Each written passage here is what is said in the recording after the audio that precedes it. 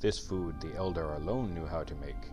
It was made for the comfort of those who had need to go upon a long journey in the wild, or of the hurt whose life was in peril.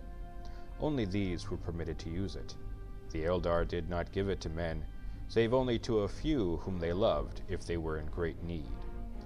Lembas is the Sindarin name, and comes from the older form Lembas, journey bread. In Quenya, it is most often named Koimas, which is life bread.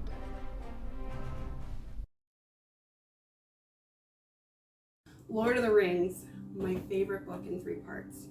So Professor Tolkien has described himself as a hobbit, which is probably why there are so many delicious and very detailed descriptions of food, since hobbits are led by their stomachs. Probably the most famous is Lembas bread. Lembas bread is the waybread of the elves, and it is said to sustain a person for a very long time. They are compared with cram as kind of the antithesis, cram being the hardtack of Middle Earth, is described in much more glowing terms. It's described as cake-like. It's white on the inside and golden on the outside. It's made from the malorn fruit, the fruit of the malorn tree, which is described as a nut with a silver shell. It also has a sweet flavor, but it's also hearty. It's something that when folks eat it, it fills their stomach. So today we're going to attempt Lembas bread. And one of the biggest takeaways that I had when I first read the books was that I felt it was going to taste like a shortbread cookie. But it's not just flour, butter, and sugar, because this has to be something that would sustain somebody. It has to be something that would fill your stomach. It has to be something that also has some keeping value. Tolkien wrote all of these epics as a mythology for Europe, for not just Europe, but for Britain in particular. Blossom water, like rose water or orange blossom water, that's something that they might have used as a fragrant scent. Another thing is honey. Now this honey is acacia honey. It's unprocessed raw, which is what the elves would have used.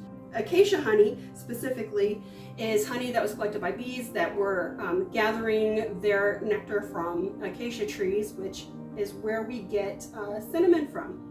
Hazelnuts are grown and they are indigenous to England, so I think that they would have had access to filberts, hazelnuts, but that is our specific malorn fruit substitute. On our dry team, we have 4 cups of regular wheat flour. This is white flour. I didn't have any whole wheat. We have a cup of almond flour. We have a half cup of chopped hazelnuts, half a teaspoon of salt, and a tablespoon of baking powder. On the wet team, we have 3 cups of butter. We also have a cup of brown sugar, and then we also have 4 eggs, half a cup of acacia honey, and then 2 teaspoons of our blossom water. Here's how we start. We're just going to cream together our butter. This is a lot of butter, oh my goodness. The bulk of this recipe is coming from the website Tea with Tolkien. And then just kind of making my own little tweaks and changes. I just wanted to get the butter started. Now I'm going to add in my cup of packed brown sugar. The butter that I'm using is a grass-fed butter, which is why it's so yellow.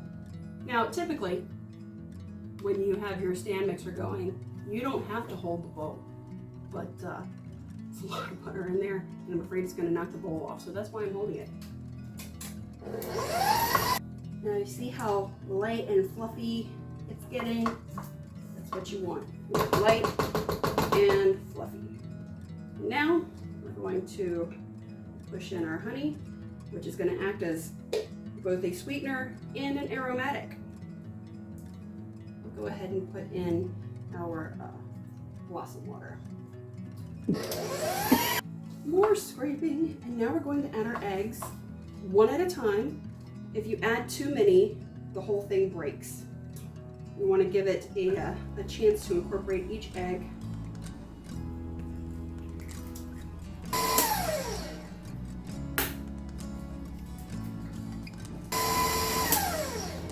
Number 3, I really love watching the batter come together.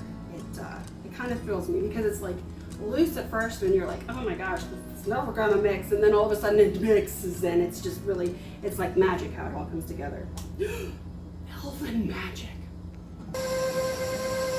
I also love how yellow the eggs are. They are pastured eggs, and I love how much beta carotene you get when those chickens are on grass and eating grasshoppers and bugs and all the things.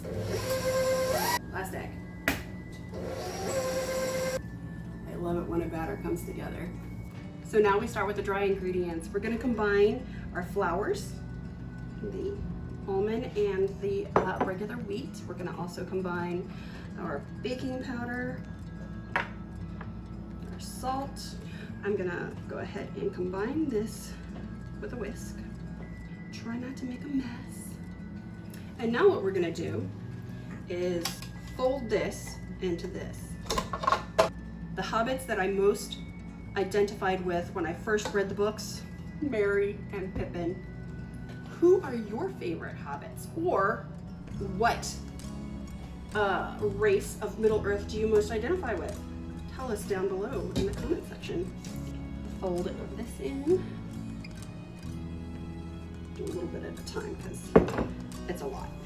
And this is gonna be a pretty stiff dough. Some recipes called for milk. I bet you could put milk powder in it, and that would definitely up the nutritional content. The whole thing for me, when it comes to the nutritional properties of lembas, I figure it's got to have really high protein, hence the nuts. Also the fact that they absolutely say that it's made with nuts. And then it's also got to be high in fat, because the protein and fat are going to really help you feel like you have a full stomach, as far as keeping you satiated and feeling like you're full longer. Lembas bread is not keto. It's also not low calorie. It's not intended to be. It's not supposed to be. It's supposed to sustain a man. And now I'm going to fold in my filberts, hazelnuts, fruit of the malorn tree. I'm gonna have to use my hands. We're gonna put this in the refrigerator for about an hour to stiffen up as well. You want a nice stiff dough. It's been an hour. This has been in the fridge. So the dough should be nice and stiff. You want it to be stiff enough to make it workable, and it is definitely stiff. So first we're going to liberally flour our work surface because we've got to roll these puppies out.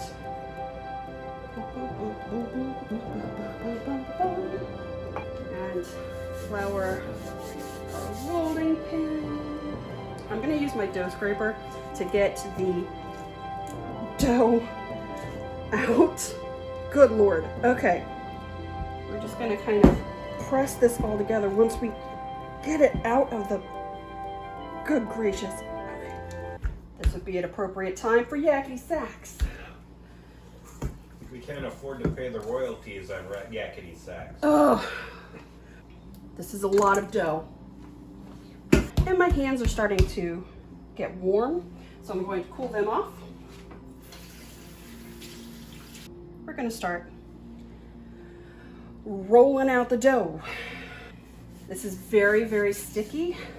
You want a lot of flour because this is very, very sticky. You're not trying to get flour in there. You're just trying to keep it from sticking to you and all of your utensils. So we're trying to get this to about a half-inch thickness, I guess. I think we have a good thickness here. It would have been helpful if I had rolled it out into a rectangular shape, but once again, lesson learned. Next time, I will chill it in a rectangular shape, and then it will roll in a rectangular shape. I'm going to start by kind of squaring up the edges. So I'm just gonna kind of move these over, and we can re-roll the excess. Let's see, let's mark this. I want a nice sized lembas, like a 3 to 4 inch square. That's so crooked. All right, each lembas gets a crosshatch on the top, and I'm going to use the tip of my knife to do that. We're not going all the way through. We're just scoring the top. We're just going to score them like so. Now that's going to do a couple of things. It's going to give it that signature little crosshatch pattern, but it's also going to help as it rises so that it doesn't get a big old bubble in the middle.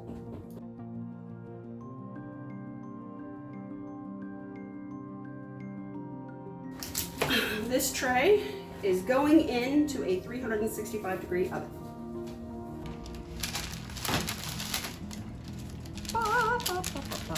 Whoa, hot. And here we have it, folks. Here we have it.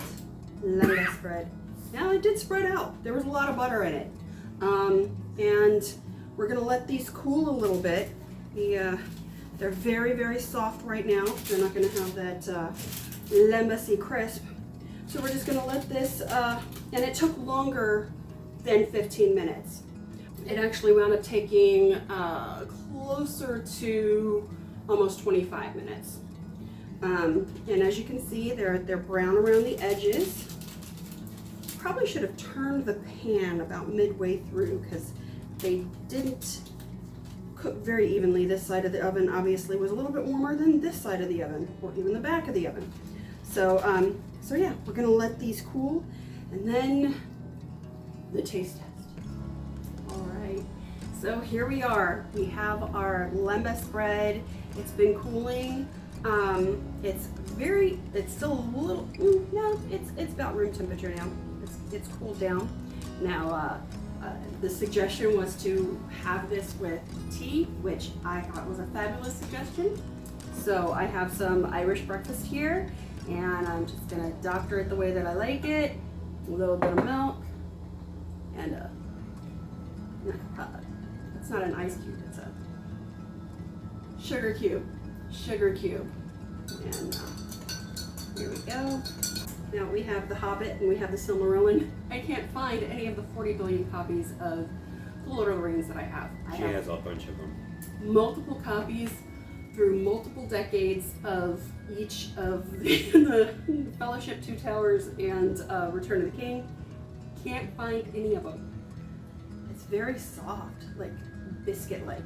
It isn't white on the inside like the like is described in the books.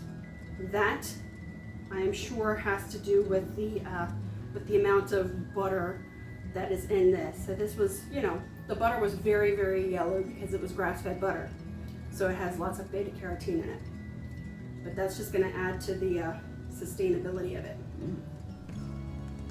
Very sweet, not overpowering. So. Lightly sweet, just like it's described in the books. It's like, it's almost scone-like. It has a very hearty feel to it. You can tell this is full of protein.